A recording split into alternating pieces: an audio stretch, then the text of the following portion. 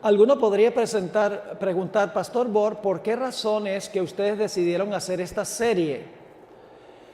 Y les voy a decir que la razón es que en Secrets Unsealed, que es el ministerio del cual yo soy presidente, hemos recibido muchas peticiones del mundo hispano para tratar este tema específicamente, porque hay mucho material en inglés que ha salido. Yo les voy a mencionar algunos libros que son valiosos, pero nuestra hermandad hispana oye rumores en cuanto a lo que está pasando en Norteamérica, pero en realidad no saben la seriedad de lo que está ocurriendo.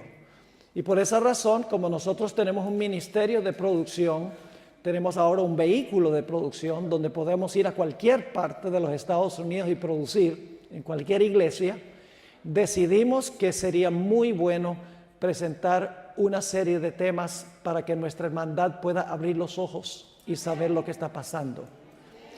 Esto no alcanza solamente a esta iglesia, esto va a alcanzar básicamente a todo el mundo hispano, porque se va a regar como fuego.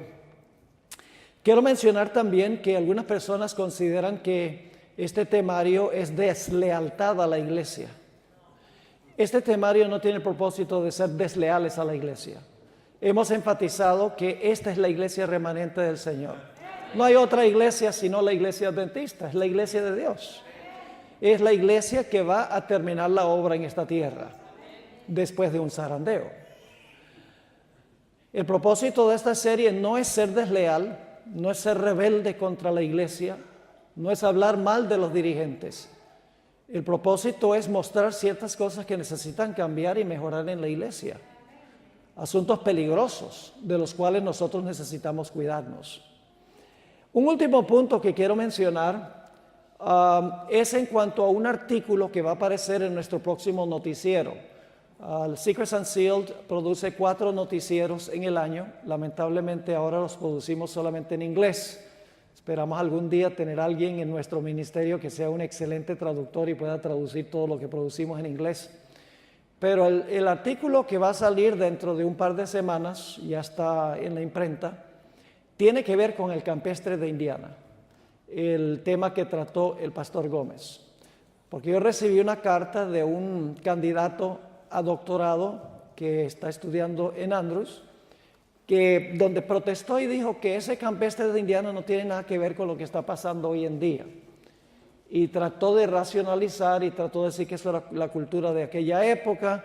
Inclusive miró la sintaxis de lo que dice la hermana White allí y dice eso no se puede aplicar al futuro. Así que lo que hice fue tomar lo que ese aspirante al doctorado en Andrews escribió y es una respuesta a esas objeciones, una respuesta que creo que es contundente y final, demostrando que lo que dijo la hermana White ciertamente se aplica hoy. Y saben algo, hermanos y hermanas, lo aterrador es que la música que se usó en el campestre de Indiana no era ni la sombra de lo que es hoy, porque en ese tiempo no había reggaetón, en ese tiempo no había salsa, ni merengue, ni todos estos matices musicales que se están usando hoy en la iglesia con letra sagrada. En realidad, la música que se escuchó en la época de la hermana White era probablemente música como la que toca el Salvation Army, una música así de marcha más bien. No era la clase de música sensual que existe hoy. La música se ha vuelto mucho más sensual hoy en día. Así que no debemos usar música sensual con letra cristiana, como que es una contradicción. Dios prohíbe mezclar lo santo con lo profano. Y debemos mantener lo sagrado, sagrado, y lo que es secular lo debemos mantener secular. Así que vamos ahora a entrar en nuestro estudio, el arte fino de la meditación cristiana. Oremos. Nuestro Padre y nuestro Dios, gracias te damos por el privilegio que hemos tenido de trazar este temario. Yo sé que en muchos círculos no va a ser muy popular, va a haber oposición. Pero te ruego, Señor, que tú abras los ojos aún de las personas que se van a oponer, para que ellos puedan ver los peligros en los que están metidos, Padre, te ruego que al estudiar tu palabra en esta mañana, que tu Santo Espíritu nos acompañe y nos enseñe la verdadera meditación que presenta tu palabra. Gracias por la promesa de tu compañía. Esto te lo suplicamos en el precioso nombre de Jesús. Amén. En materia de Dios hay dos extremos que son peligrosos. El primer extremo peligroso es lo que se conoce como deísmo. El deísmo básicamente enseña que Dios es completa y totalmente trascendente. Está radicalmente desconectado de su creación. Es la filosofía que afirma que Dios creó el mundo, lo dejó funcionando a base de leyes fijas y luego se despidió de él dejando que funcione por sí mismo. Eso es deísmo. Guillermo Miller, antes de estudiar la Biblia, era deísta. Él pensaba que Dios estaba más allá de la creación y Dios no se preocupaba por lo que pasaba aquí. El otro extremo peligroso cuando estudiamos en cuanto a Dios es el panteísmo, de lo cual hemos estado hablando. La idea de que Dios está inmanente en la creación. Es decir, Dios y la creación son intercambiables, son lo mismo. La naturaleza es Dios y Dios es la naturaleza. Ese es el panteísmo, un Dios completamente imbuido en la creación. Así que tenemos nosotros que evitar estos dos extremos. El extremo que hace que Dios sea completamente trascendente y no entra en contacto con nosotros, y la idea de que todo lo que existe es Dios. La Biblia nos presenta el equilibrio perfecto. En un texto que leí ayer, Isaías 57 y el versículo 15, nos dice lo siguiente. Esto presenta la trascendencia de Dios y la inmanencia de Dios, o el contacto que tiene Dios con nosotros. Dice Isaías 57, 15, porque así dijo el alto y sublime, el que habita la eternidad y cuyo nombre es santo. Y luego Dios dice, yo habito en la altura y la santidad. Por eso oramos, Padre nuestro que estás en el cielo. Él habita en la altura y en la santidad. Pero no se queda allí, porque dice, y con, o sea, Dios y el que está con él son diferentes, ¿verdad? Distintos. Dios está aquí y está conmigo aquí. Dios no soy Dios. No se identifica de esa manera con nosotros. Dice, y con el quebrantado y humilde de espíritu, para hacer vivir el espíritu de los humildes y para vivificar el corazón de los quebrantados. Así que Dios está en el cielo, sentado en su trono, es una persona, pero entra en contacto con su creación. Por eso la Biblia dice que cuenta los cabellos de nuestra cabeza y cada día tiene que ajustar la cuenta con la cabeza mía. Se preocupa cuando cae un gorrión, alimenta las aves, mantiene la hierba del campo viva. Dios entra en contacto con su creación, pero Dios no es su creación. Ahora, para aquellos que han adoptado la filosofía de la nueva era, Dios no es una persona que está sentado en un lugar en su trono en el cielo, rodeado de los ángeles, sino que para el panteísmo Dios es una esencia impersonal que permea todo el universo. Es decir, el universo es Dios y Dios es el universo.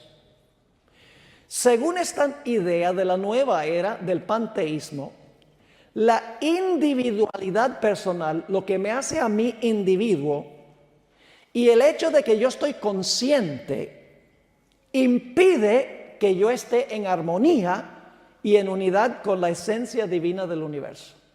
Es decir, el hecho de que yo soy un individuo estorba mi unidad con la esencia universal de Dios. Y por eso la idea que tiene el panteísmo es la necesidad de eliminar la individualidad, lo que hace que un individuo sea una persona. Es decir, escapar del tiempo y el espacio donde nosotros nos encontramos y trascender y escapar al tiempo y al espacio. Claro, para lograr esto es necesario vaciar la mente de todas las memorias de eventos pasados y pensamientos del presente y del futuro. Y esto permitirá, según el panteísmo, la habilidad de entrar a un estado mental que es neutro. Y la persona en ese momento, como decía el pastor Gómez, la persona entra en el reposo o el silencio absoluto. No tiene memorias de lo que ha pasado, está más allá del tiempo y el espacio, está en unidad con el Dios universal, según dice el panteísmo. Ahora, el mecanismo por medio del cual los místicos orientales lograban alcanzar esta esfera, según ellos, de eliminar la individualidad, trascender el tiempo y el espacio para entrar al silencio o para entrar al nulo o para entrar a la nada, era a través de la meditación trascendental. La meditación trascendental, en otras palabras, era el método que usan los místicos hindúes y budistas para trascender el tiempo y el espacio y entrar en un estado mental a donde toda memoria del pasado y toda aspiración del futuro quedan anulados.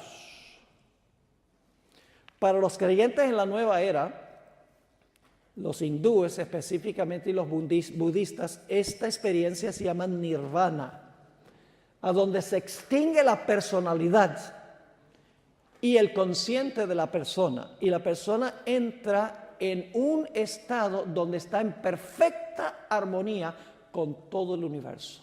Ya no es un individuo, sino que es parte de la sustancia universal de Dios. En la filosofía de la nueva era, es el objetivo final de la meditación que la mente llegue a ser pasiva, que cese el pensamiento y que el cerebro se vacíe de todo lo que está relacionado con el tiempo y el espacio.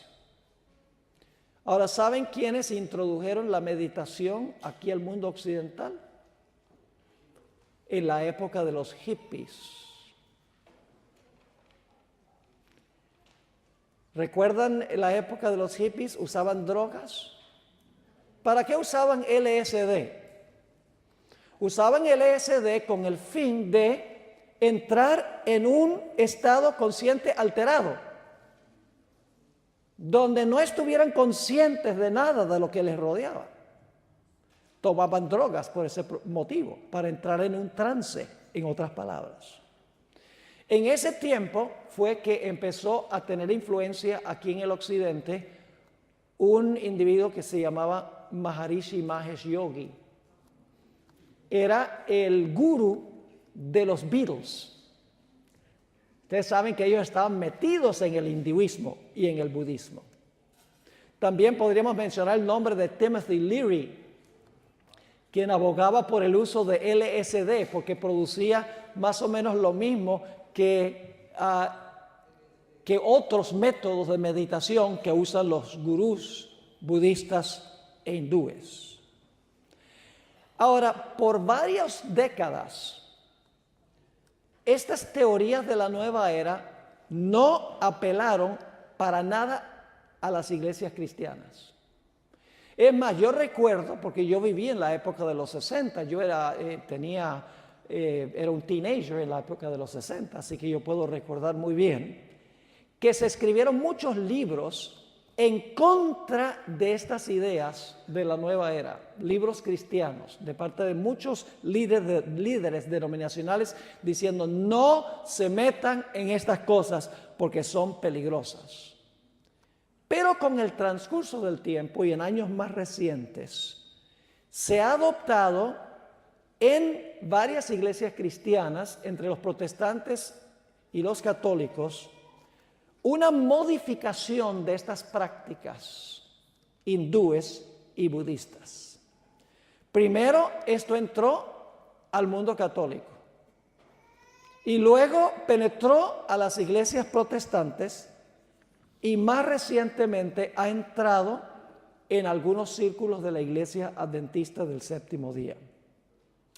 Quiero leerles algunas citas. El pastor Gómez leyó algunas de algunos de los líderes de este movimiento, pero quiero ahora leer algunas citas de individuos que profesan ser cristianos, católicos y protestantes, y lo que ellos dicen que es el objetivo final de la oración contemplativa y la formación espiritual. Voy a leer primero de Willie J. Jagger, un monje católico del orden de los benedictinos. Él dijo, está hablando de repetir la palabra que mencionó el pastor Gómez, de repetir una palabra vez tras vez tras vez para auto-hipnotizarse o para entrar en un trance. Él recomienda lo siguiente: no piense en el significado de la palabra. Todos los escritores místicos insisten que debe cesar el pensar y el reflexionar. Sencillamente susurre la palabra silenciosamente, echando a un lado todos los sentimientos y pensamientos. Otro individuo que apoya esta idea de entrar a una esfera donde no hay tiempo ni espacio, entrar al silencio, tal llamado, es William Johnston, sacerdote jesuita y zen budista al mismo tiempo. Esto es lo que escribió. Cuando uno penetra los niveles más profundos de la oración contemplativa, tarde o temprano uno siente el nulo, el vacío, la nada, el profundo silencio místico. Cesa el pensar. Otro individuo que aboga por estas prácticas se llama Brennan Manning, místico católico romano. Escribió lo siguiente: deje de pensar, repita la palabra lentamente y con frecuencia y entre al gran silencio de Dios y oirá la voz del amor. Ya eso debe preocuparnos. Richard Foster, un cuáquero, solo hemos tenido un presidente en Estados Unidos cuáquero, Richard Nixon. Y ustedes saben cómo terminó Richard Nixon, no entremos en eso. Escribió lo siguiente Richard Foster, Celebration of Discipline: en su imaginación, permita que su cuerpo espiritual, ahora escuchen esto, si no tiene una relación con el espiritismo, permita que su cuerpo espiritual, resplandeciente de luz, se levante y salga de su cuerpo físico. Asegúrele que volverá. Penetre más y más profundamente al espacio exterior, es decir, la esencia universal, hasta que no haya nada sino la presencia cálida del eterno Creador. Repose en su presencia. Y ahora piense esto: escuche atentamente a cualquier instrucción que le imparta.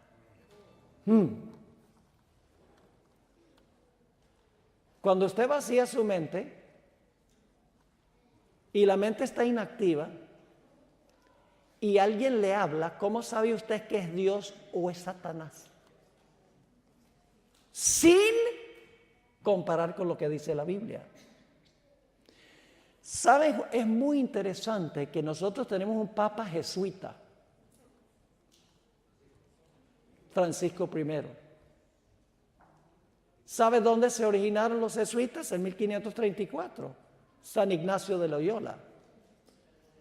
Y San Ignacio de Loyola escribió lo que se conoce como los ejercicios espirituales, que básicamente es de esta idea de entrar en un trance, en un estado consciente alterado.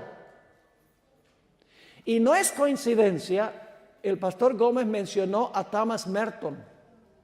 No es coincidencia que el Papa Francisco, en septiembre del 2015, cuando dio su discurso al Congreso Conjunto de los Estados Unidos, mencionó a 4 héroes de la historia de Estados Unidos. Mencionó a Abraham Lincoln, Martin Luther King, Dorothy Day y Thomas Merton, que era un místico católico practicante del Zen budismo, uno de los 4 héroes que presentó Francisco I en toda la historia de los Estados Unidos.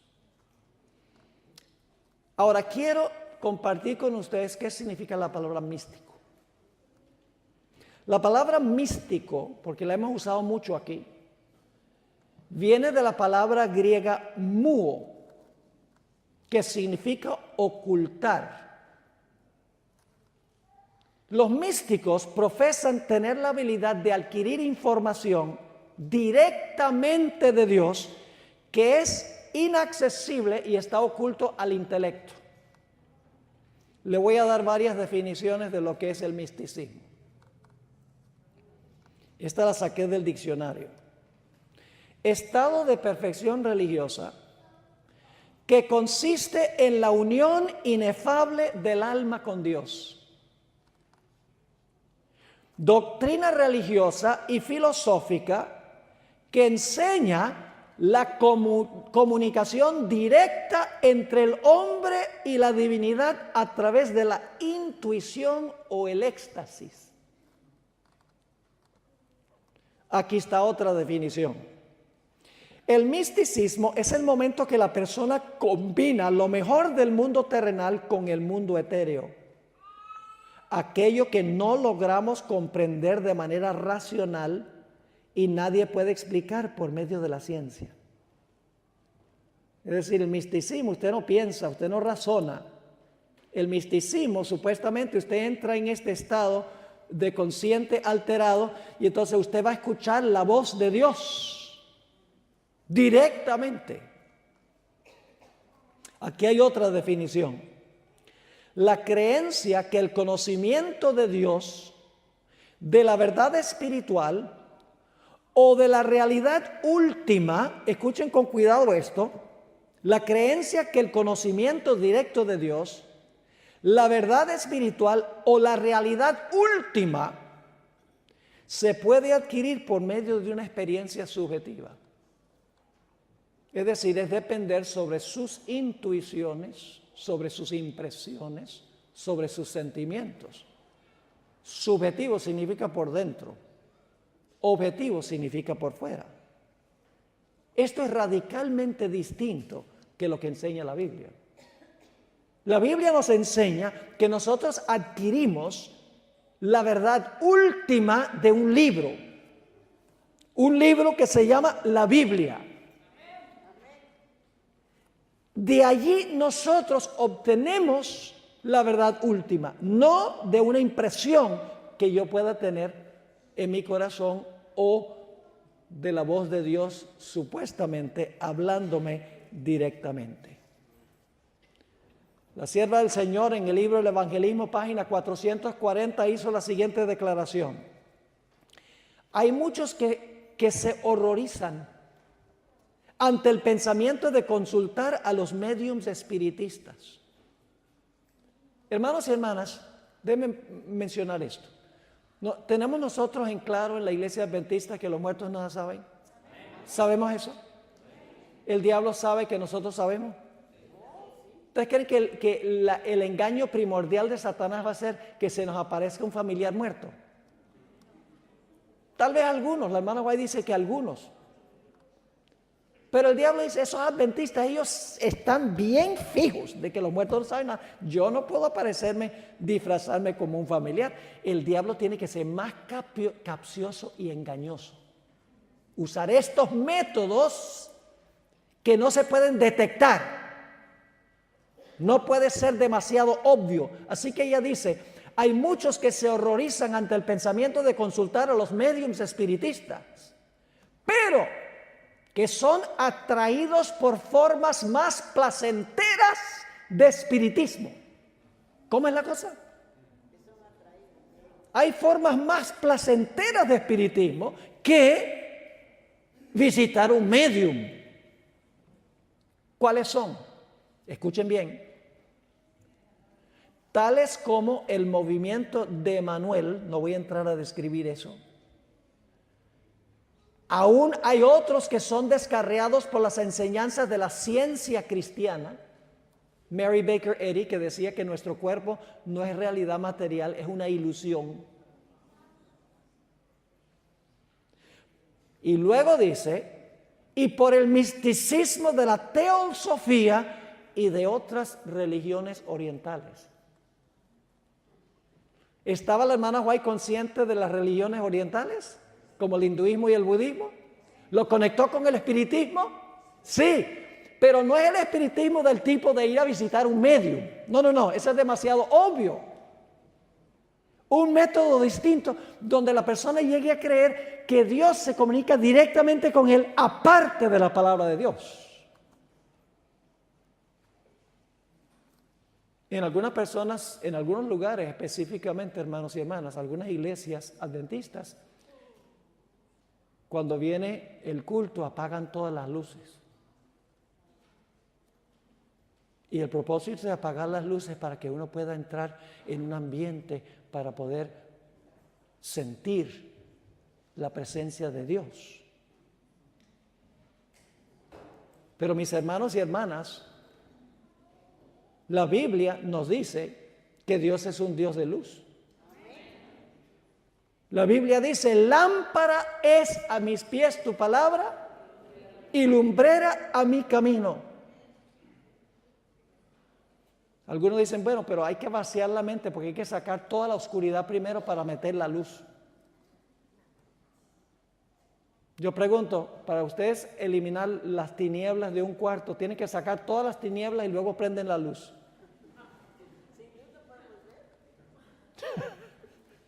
Con solo prender la luz se espantan las tinieblas. Y la palabra de Dios es la luz. Por eso este lugar está iluminado, no está oscuro. Porque estamos para leer la Biblia, no para sentir, sino para estudiar la palabra objetiva de Dios.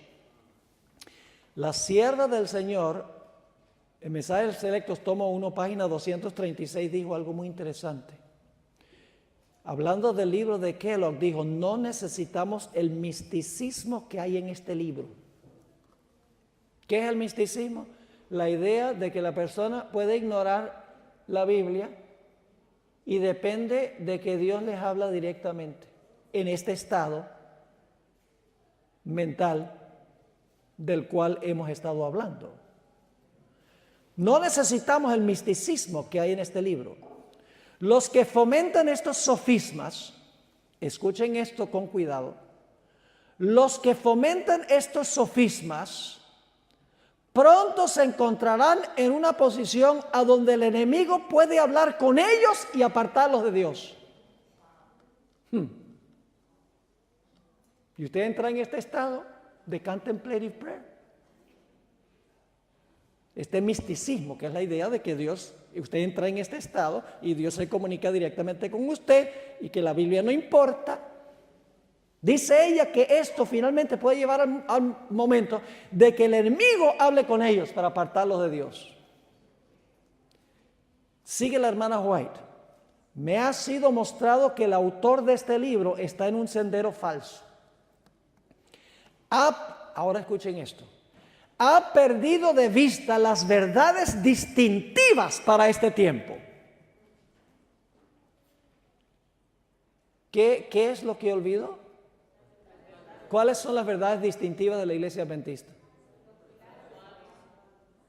¿El santuario? ¿La ley? ¿El sábado? ¿El juicio? ¿La reforma por salud? ¿El estado de los muertos?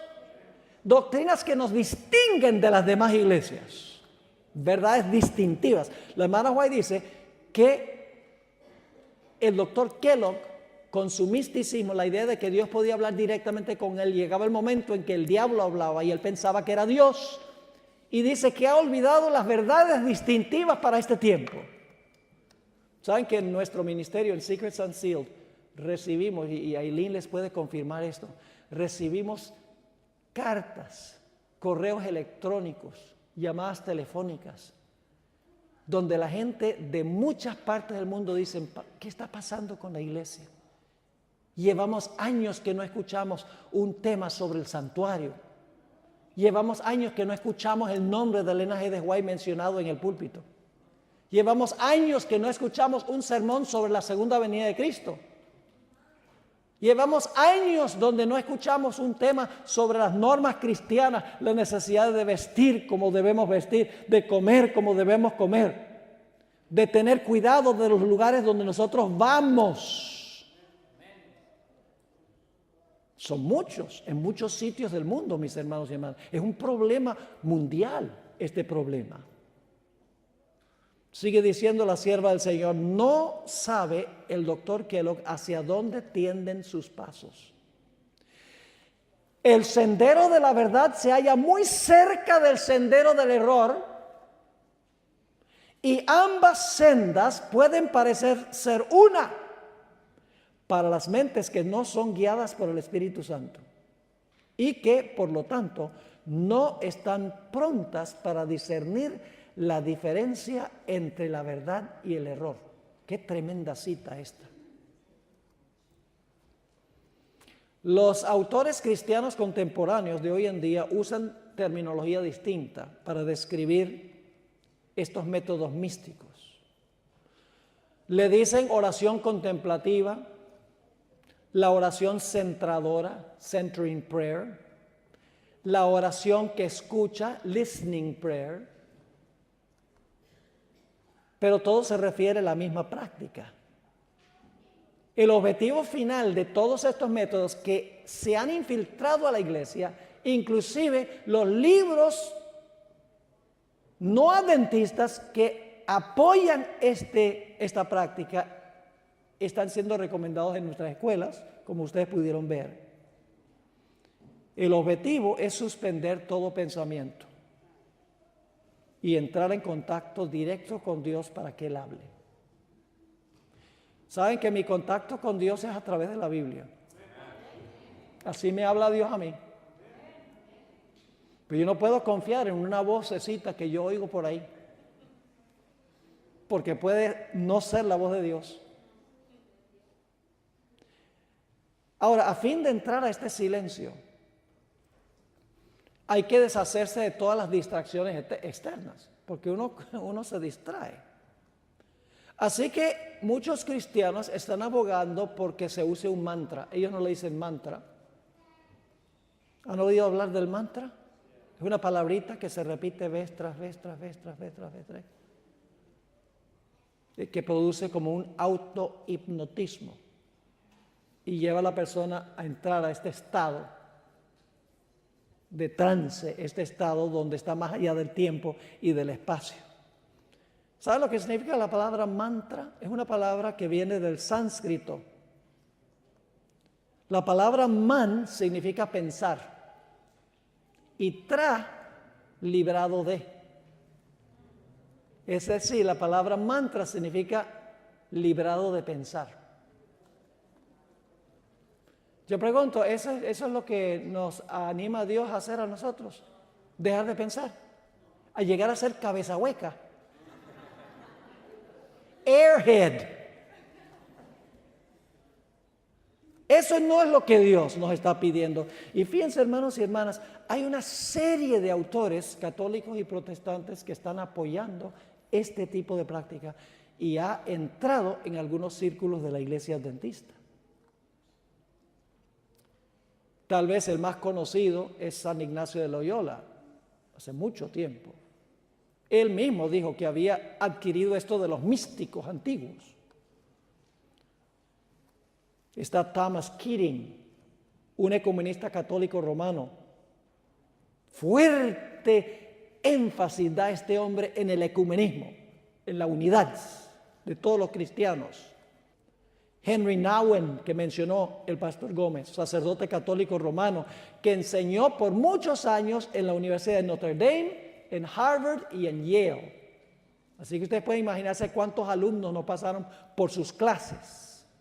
Leonard Sweet, altamente leído por ministros adventistas. Y Richard Foster. Entre los protestantes que han asimilado hasta cierto grado estas teorías está Max Lucado, uno de los autores más leídos en el mundo cristiano. Y Rick Warren ha recomendado libros escritos por estos místicos. Se está proliferando en el mundo protestante. ¿Y saben lo que hacen? Tuercen las escrituras. Les doy un ejemplo de cómo... Es interesante notar cómo todos estos individuos justifican lo que ellos hacen usando la Biblia. Como sucedió con Kellogg. Kellogg citaba la Biblia según la hermana White. Oh, ya, citaba la Biblia, decía, la hermana, y a la hermana White decía, la Biblia de la hermana White está en armonía con este concepto. Pues los que abogan por estas prácticas de oración contemplativa, ellos usan la Biblia y la reinterpretan y cambian su significado. Les voy a dar solo un ejemplo y hay muchos que les podría dar. Mateo 6 y el versículo 6. Jesús recomendó allí que cuando oremos no debemos orar en las plazas, sino que debemos entrar en nuestro ¿qué? En nuestro aposento. ¿Saben cómo interpretan muchos de los que apoyan estas prácticas, este versículo? Ellos dicen que el aposento es el alma o el interior del hombre. ¿Ese texto está hablando de eso? No. Está contrastando orar públicamente en una plaza u orando en un lugar privado. No es un contraste entre una oración externa y entrar en un estado consciente alterado, pero así lo usan ellos. Ahora, mis hermanos y hermanas, Satanás procuró introducir un panteísmo crudo a la iglesia adventista a principios del siglo XX. El diablo no va a tratar de introducir el mismo panteísmo ahora, porque tenemos la experiencia del pasado. Tiene que refinarlo, tiene que pulirlo, tiene que ser más sofisticado. Su engaño tiene que ser más engañoso. Y yo creo que lo estamos viendo en este movimiento. Quiero leer 3 citas de la hermana White. Y luego vamos a hablar un poco de lo que es la verdadera meditación. Porque hay un lugar para la meditación. Una cita que leyó el pastor Gómez, que yo leí también ayer, Testimonios para la Iglesia, tomo 8, página 307, dice la hermana White, he visto los resultados de esas ideas fantasiosas. Son ideas espiritistas y panteístas. Con respecto a Dios, que son la apostasía, el espiritismo y el amor libre. ¿Saben lo que es el amor libre? Amor sin ley. Lo que te diga tu corazón, hazlo. Ese es amor libre. Es la teología de los hippies. No le haga caso lo que dice la policía. No, ¿qué va? Lo que dice la Biblia, lo que dicen los maestros, los padres, nada de eso. Exprésate. Ese amor libre. Amor sin ley. Libertinaje. Así que ella dice que esto lleva a la apostasía, el espiritismo y el amor libre. Y luego dijo, al principio la tendencia al amor libre que promueven estas enseñanzas estaba tan oculta que era difícil explicar con claridad con claridad su verdadero carácter. Imagínense, ni siquiera la hermana White, que era profetisa, podía explicar esto. ¿Qué esperanza tenemos nosotros? Hasta que el Señor me hubo presentado el asunto, no sabía cómo llamarlo, pero he recibido la orden de llamarlo amor espiritual impío. Y saben, el pastor Gómez leyó una cita en el tema de ayer en la mañana, a donde la hermana White dijo que ella tuvo que enfrentarse a esto temprano en su ministerio, en la idea de la carne santificada. Y luego en el año 1900, el campestre de Indiana, mis hermanos y hermanas, no era solamente un asunto de la música. Había una herejía conectada con la música que era la misma doctrina de la carne santificada. Es la idea de que cuando una persona se convierte, le es quitada su naturaleza pecaminosa y tiene carne santa. Eso no va a pasar hasta que Cristo venga. Tendremos nuestra naturaleza pecaminosa hasta que Jesús venga, pero por la gracia de Dios se vencerá y subyugará esa naturaleza pecaminosa antes que Jesús venga. Y saben, los que estaban enseñando la carne santificada, ellos decían, oh, yo soy santo, ya tengo carne santa, y estaban viviendo en adulterio. Entonces, ¿qué decían? Eso no es pecado, porque yo tengo carne santa. ¿Están entendiendo por qué la hermana White dice esto? La sierva del Señor mencionó en Mensajes Selectos, tomo 1, página 231, no os engañéis, muchos se apartarán de la fe prestando atención a espíritus engañadores y a doctrinas de demonios. Tenemos ahora delante de nosotros el alfa de este peligro, ese es el movimiento de Kellogg. La omega será de una naturaleza alarmante. Y yo creo que estamos viendo esa naturaleza alarmante hoy y se va a intensificar. En el mismo libro, página 233, la sierva de Dios dice, en el libro Living Temple se presenta el alfa de herejías mortíferas. La omega seguirá y será recibida por los que no estén dispuestos a prestar atención a la amonestación que Dios ha dado. Ahora, en nuestro ministerio, Secrets Unsealed, nosotros hemos tenido una pasión de compartir este punto específico con el mundo. Nuestro ministerio tiene el propósito primordial de levantar en alto la fe adventista como fue establecida por los pioneros de la iglesia. Levantar en alto toda doctrina de la iglesia adventista del séptimo día. Fortalecer a la iglesia en el mensaje adventista. Ese es el mayor enfoque de nuestro ministerio. Claro, muchas gentes llegan a ser adventistas a través de nuestros materiales también. Recibimos cartas y llamadas de gente. Donde quiera que yo voy, viene, mire, yo vi la serie de Génesis y me presenté en la iglesia y me bauticé. Es decir, alcanza a los no adventistas, pero nuestro objetivo principal es que nuestra hermandad conozca el mensaje y se pueda mantener firme en el mensaje. Y si la gente se ha ido de la iglesia, que entienda el mensaje y regrese y que estén fuertemente en la iglesia. El mensaje que yo predico es el mismo mensaje que llevo predicando por 40 años. No ha variado. Y algunos dicen, mire, el pastor Bor se ha ido al extremo. Pero el problema es que ellos se han movido tanto del centro que me ven lejos.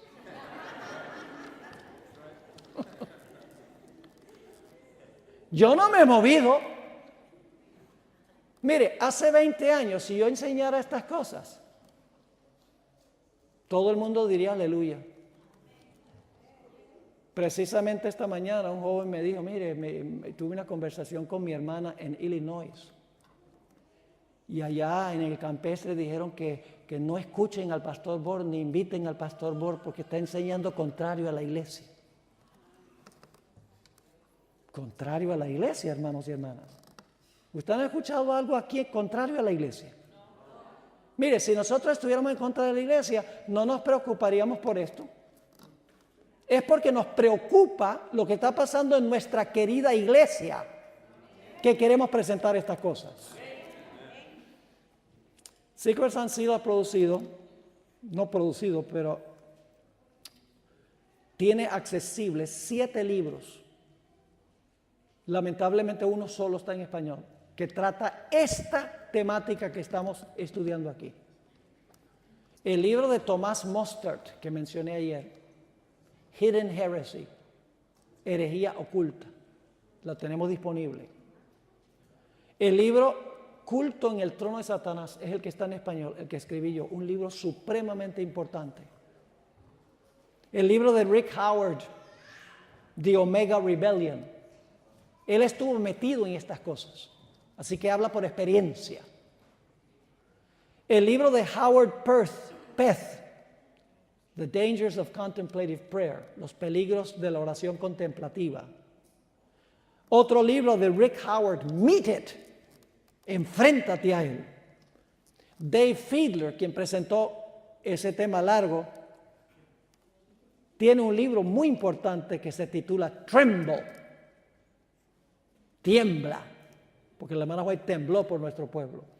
Y un trato un poco más filosófico, el libro de Carsten Johnson, quien fue mi profesor en la Universidad de Andrews hace muchos años, escribió un libro que se llama The Mystic Omega of End Time Crisis. Ya hace 40 años, cuando yo lo tuve de profesor, ya estaba prediciendo exactamente lo que estamos viendo hoy en la iglesia.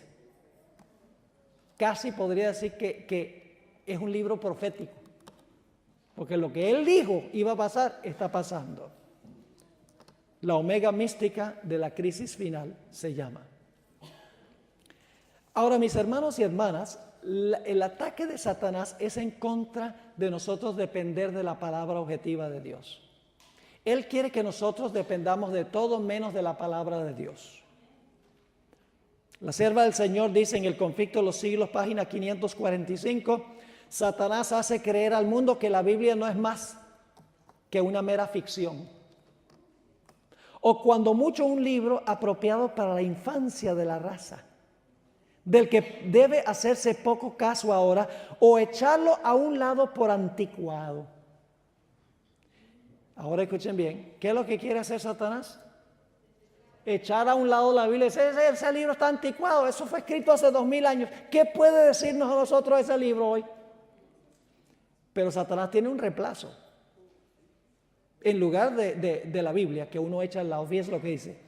Y para reemplazar la palabra de Dios, ese mismo Satanás ofrece sus manifestaciones espiritualistas. Ahora, ¿por qué Satanás quiere tener que nosotros dependamos sobre estas manifestaciones espiritualistas? Viene la explicación. Estas están enteramente bajo su control. ¿El misticismo está bajo control de quién? De Satanás. Él controla. La persona que deja de pensar, vacía la mente, está a la misericordia de Satanás. Estas están enteramente bajo su control. Y mediante ellas, escuchen bien, puede hacer creer al mundo lo que quiere. Pone en la sombra, precisamente donde le conviene que esté, el libro que le juzgará a él y a sus seguidores, y hace aparecer al Salvador del mundo como un simple hombre. ¡Wow! ¡Qué cita tan espectacular esa!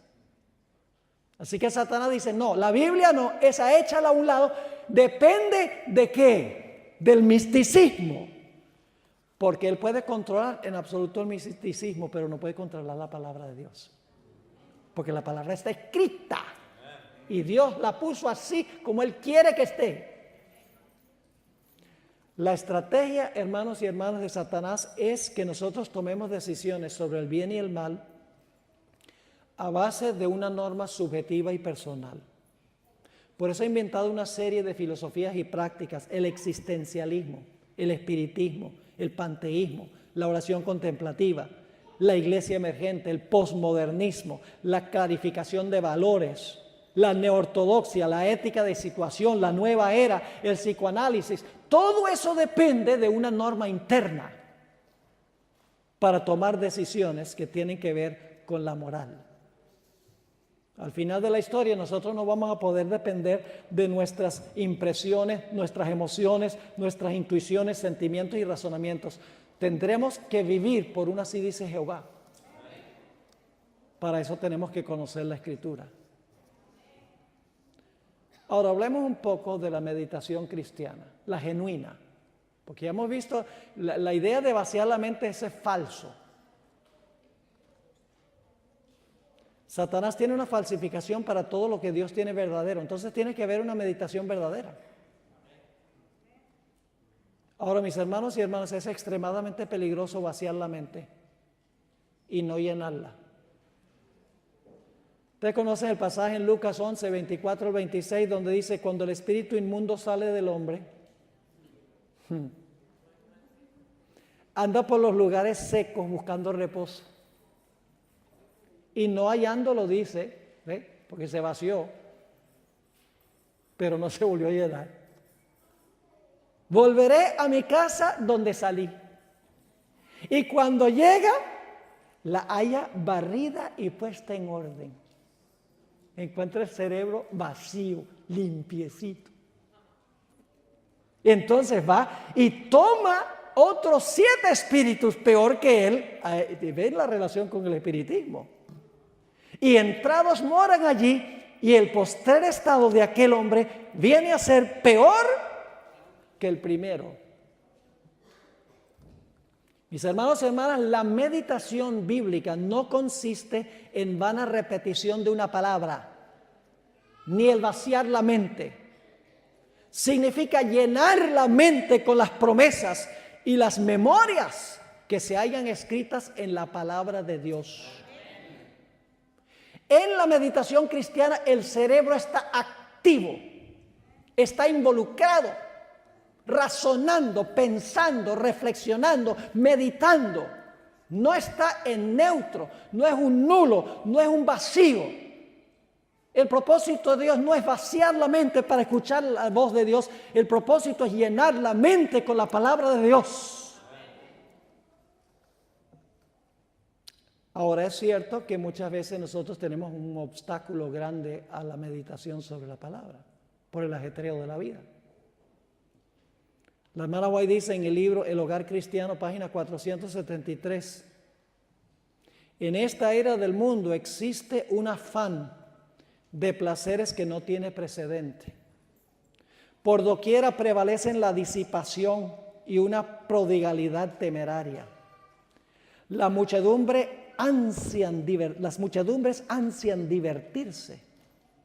La mente se vuelve trivial y frívola porque no se acostumbró a la meditación ni se disciplinó en el estudio. El ajetreo de la vida impide que nosotros entremos en un estado donde podamos en realidad llenar la mente con las cosas de Dios. Sigue diciendo la hermana White, un sentimentalismo ignorante es cosa corriente.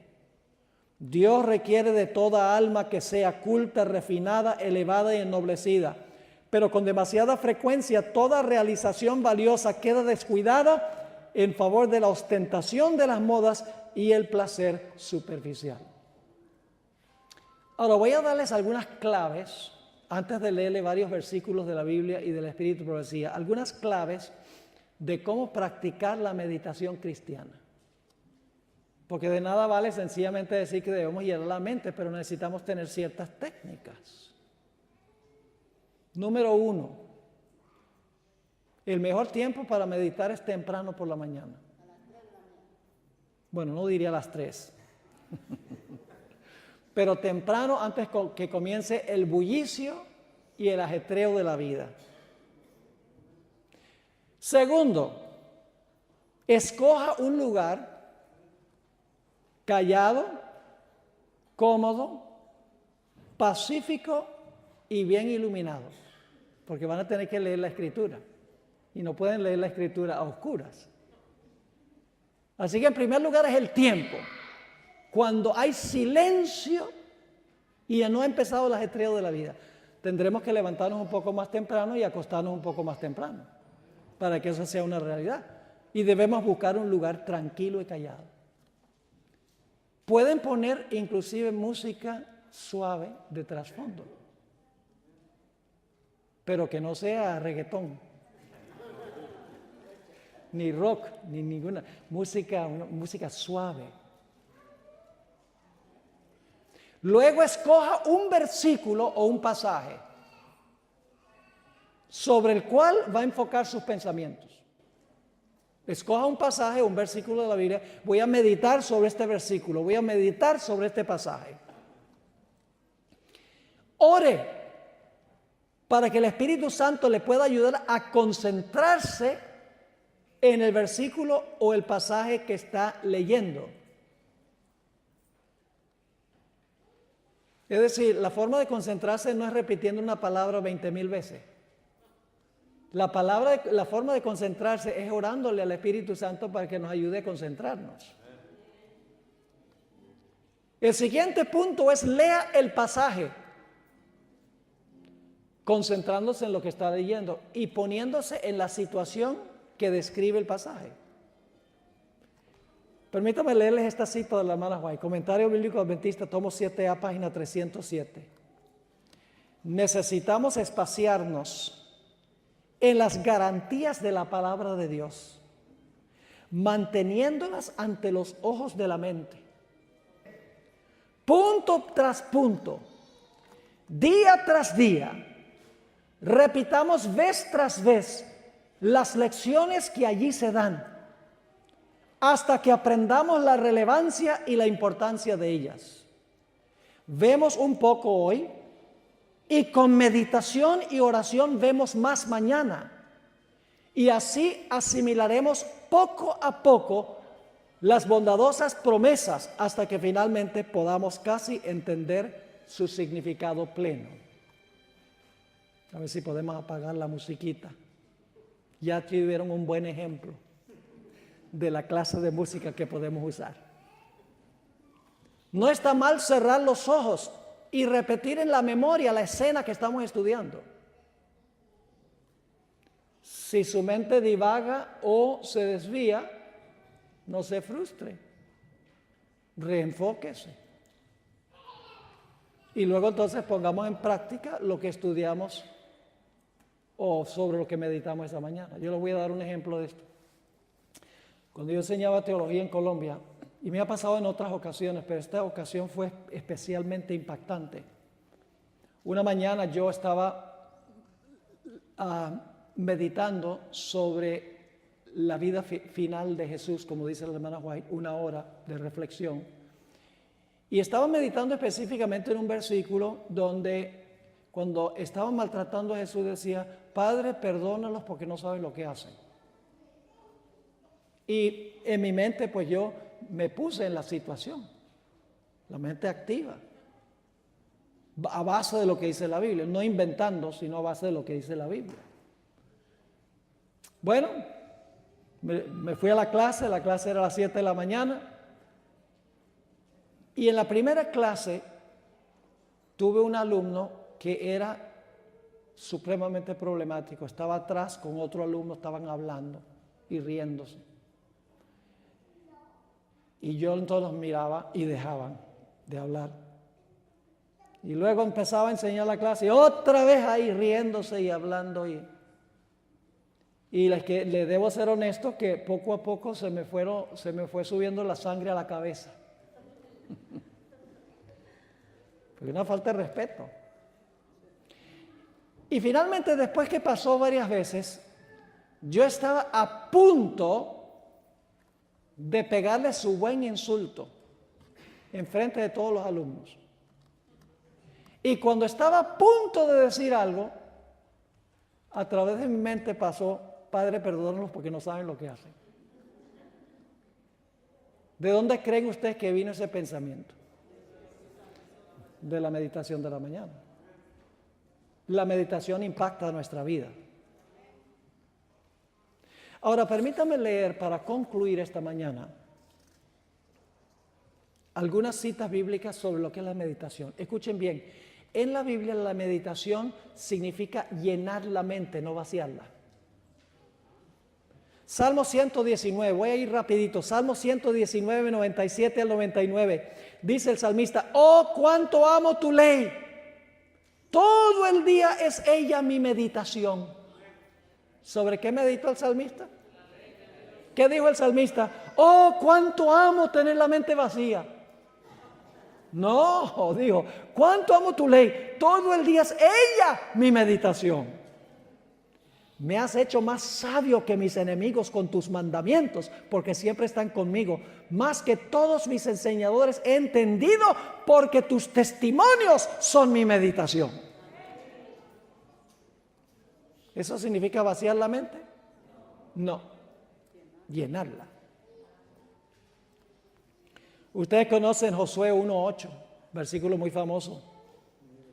Nunca se apartará de tu boca este libro de la ley, sino que de día y de noche meditarás en él. ¿En qué? En el libro de la ley. ¿Y cuál es el propósito de meditar en la ley? ¿Cuál es el propósito? Para que guardes y hagas conforme a todo lo que está en él escrito. Porque entonces harás prosperar tu camino y todo te saldrá bien. ¿Cuál es el propósito de meditar? Para guardar y hacer todo lo que conforme a lo que está aquí escrito. Significa que la mente está activa en la meditación. Ustedes conocen muy bien el Salmo 1 al 3, casi lo pueden repetir de memoria. Bienaventurado el varón que no anduvo en consejo de malos, ni estuvo en camino de pecadores, ni en silla de escarnecedores se ha sentado, sino que en la ley de Jehová está su delicia, y en su ley medita de día y de noche. ¿El salmista está diciendo que debemos vaciar la mente y dejarla hueca? No, Señor. Y luego dice el resultado, escuchen, el resultado de meditar en la ley día y noche, dice, será como árbol plantado junto a corrientes de aguas, que da su fruto en su tiempo y su hoja no cae, y todo lo que hace prosperará. El Salmo 63:6 es muy interesante, porque nos dice varias cosas. Cuando me acuerde de ti en mi lecho, ¿dónde? Cuando está acostado, ¿sí o no? Dice el salmista, cuando me acuerde de ti en mi lecho, cuando medite en ti, en Dios, cuando en las vigilias de la noche, y viene la razón por la cual se medita, porque has sido mi socorro, y así en la sombra de tus alas me regocijaré. El resultado. Salmo 77, 11 y 12 dice, me acordaré de las obras de Jehová. La mente tiene que estar activa para recordar las obras de Jehová. ¿Cómo no?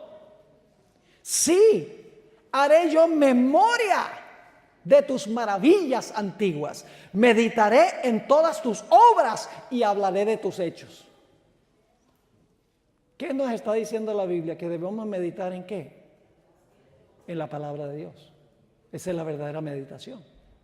No es vaciar la mente para tener una experiencia mística donde escuchamos la voz de Dios directamente. No, Dios nos habla a través de su palabra. En la oración nosotros hablamos con Él, mientras que en la palabra Él nos habla a nosotros.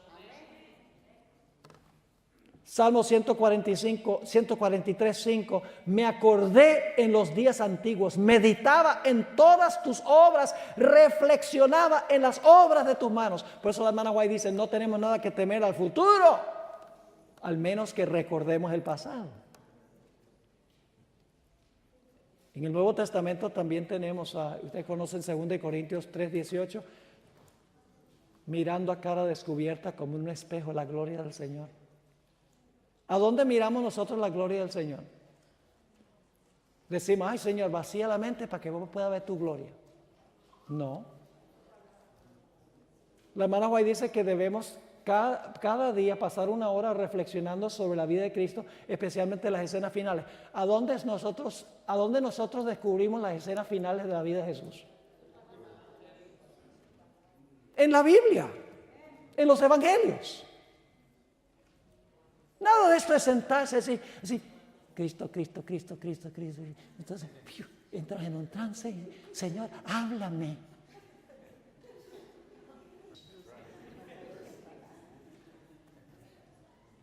Porque te puede hablar otra voz.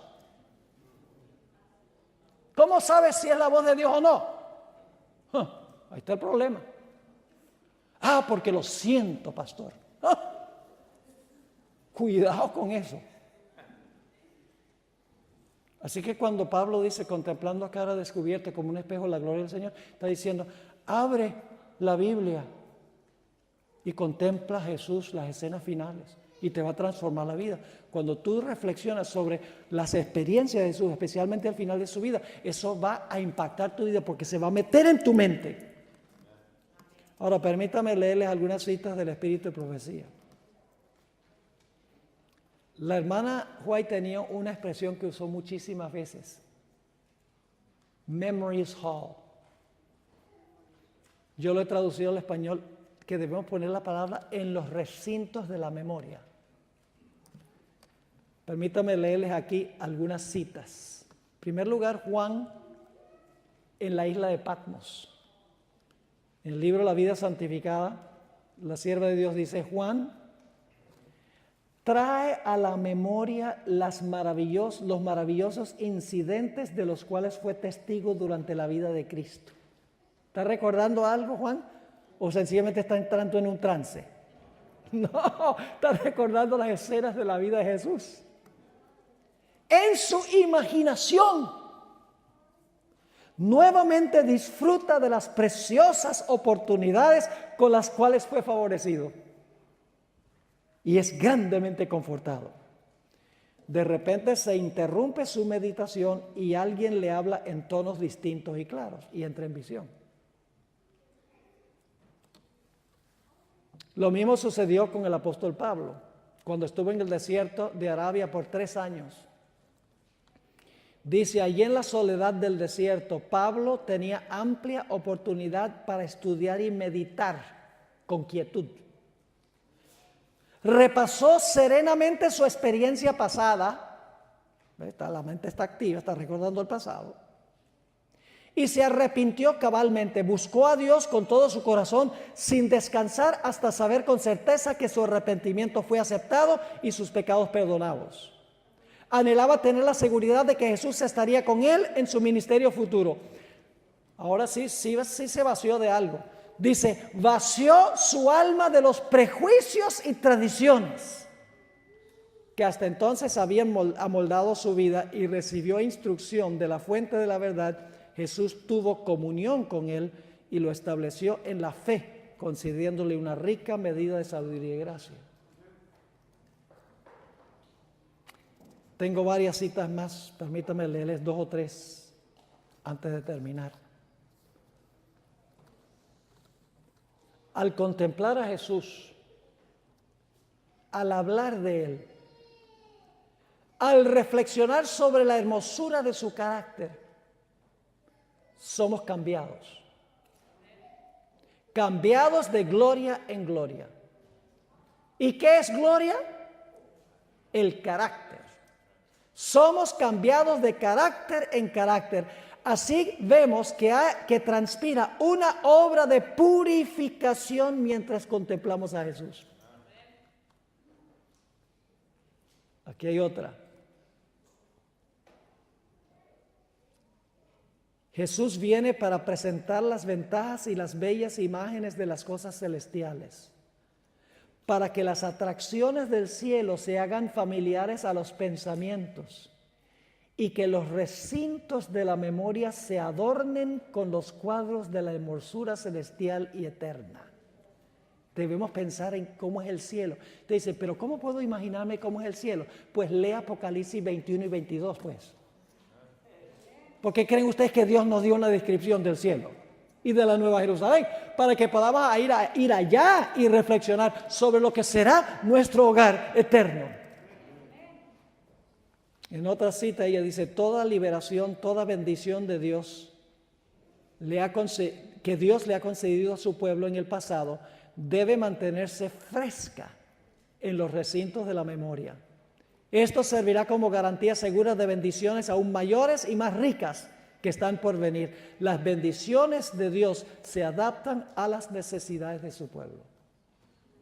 En cortas cuentas, mis hermanos y hermanas, nuestra única seguridad en la crisis final es vivir por toda palabra que sale de la boca de Dios.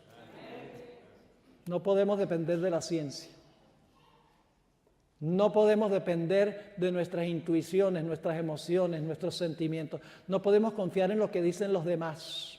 No podemos confiar en nuestros 5 sentidos. No podemos confiar ni siquiera en el sentido común.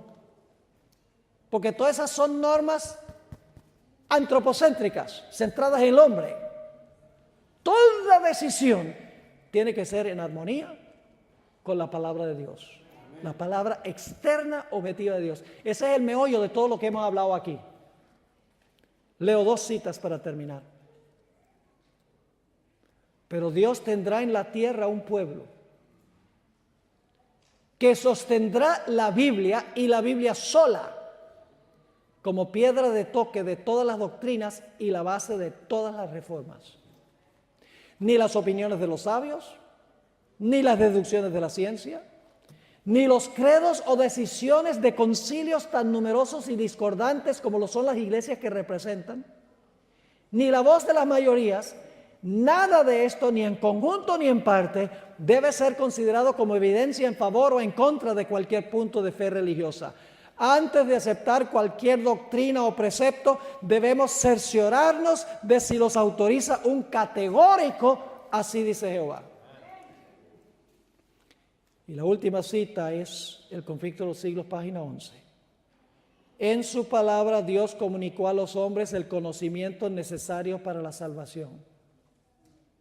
Las santas escrituras deben ser aceptadas como dotadas de autoridad absoluta y como revelación infalible de su voluntad. Constituyen la regla del carácter, nos revelan doctrinas y son la piedra de toque de la experiencia religiosa. Es decir, indican si su experiencia religiosa es correcta o no.